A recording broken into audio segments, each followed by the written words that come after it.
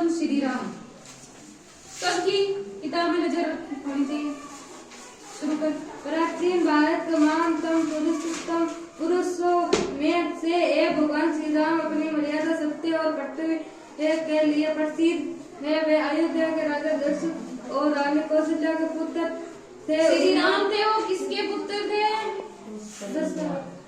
अयोध्या के राजा कौन थे? दशरथ। और रानी कौशल्या के श्री राम क्या थे? पुत्र थे। धर्म त्याग और आदर्शों का प्रतीक है। श्री राम को धर्म त्याग और आदर्शों को क्या माना जाता है? प्रतीक माना जाता है। वे धर्म के प्रति कभी लापरवाही नहीं बरते। त्याग की भावना उसमें थी, उनमें थी। आदर्शों को वो भली बातें जानते थे। उनके बारे में सभी को शिक्षा देते थे कि आदर्शों पे चलना चाहिए। श्री राम को मर्यादा पुरुषोत्तम कहा जाता है क्योंकि उन्होंने जीवन भर धर्म और आदर्शों का पालन किया। उनका चरित्र हमें सिखाता है कि सच्चाई और न्याय के मार्ग पर चलना ही श्रेष्ठ जीवन का आधार है। श्रेष्ठ जीवन का कारण श्री राम का क्या कहना है कि न्याय के मार्ग पर चलना इस जीवन का क्या है?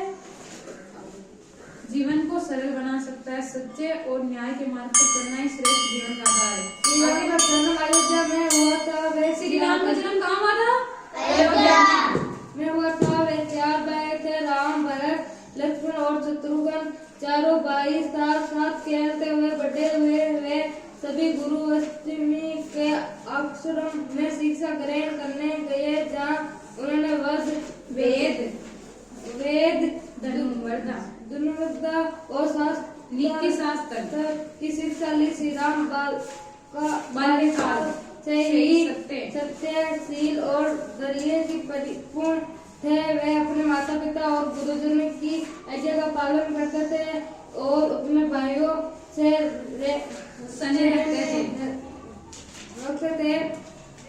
राक्षसों से यज्ञ की रक्षा के लिए विश्वामित्र ने राजा दशरथ से राम और लक्ष्मण को मांगा एवं गुरु विश्वामित्र ने श्री राम और लक्ष्मण को जंगल में रहने वाले राक्षसों से की रक्षा करने के लिए कहा। श्री राम ने ताड़का नामक राक्षसी का वध कर ऋषियों को निर्भय किया। उन्होंने कई यज्ञों की रक्षा की जिसमें संपूर्ण वन जहां में शांति स्थापित हुई। इससे यह संदेश मिलता है कि न्याय और धर्म के विरुद्ध खड़े होने प्रत्येक व्यक्ति का धर्म है।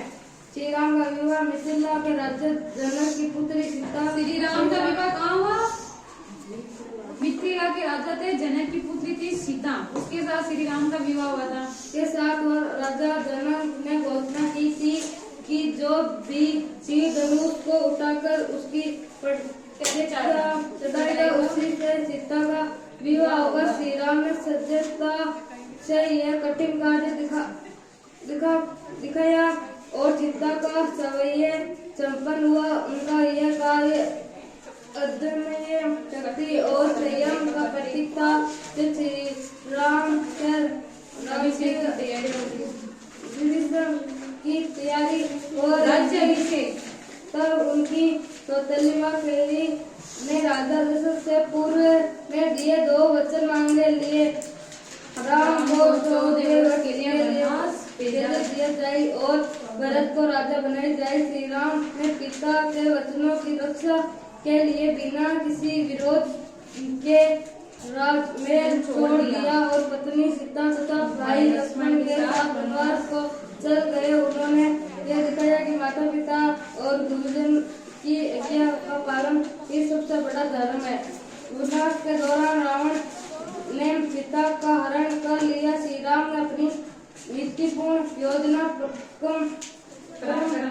और वानर सेना के सहयोग से लंका पर आक्रमण किया और रावण का वध कर धर्म की स्थापना की। उन्होंने यह संदेश दिया कि धर्म और न्याय का अंत निश्चित है, चाहे कितना भी शक्तिशाली क्यों न हो। लंका विजय के पश्चात श्री राम अयोध्या लौट और उन्होंने एक आदर्श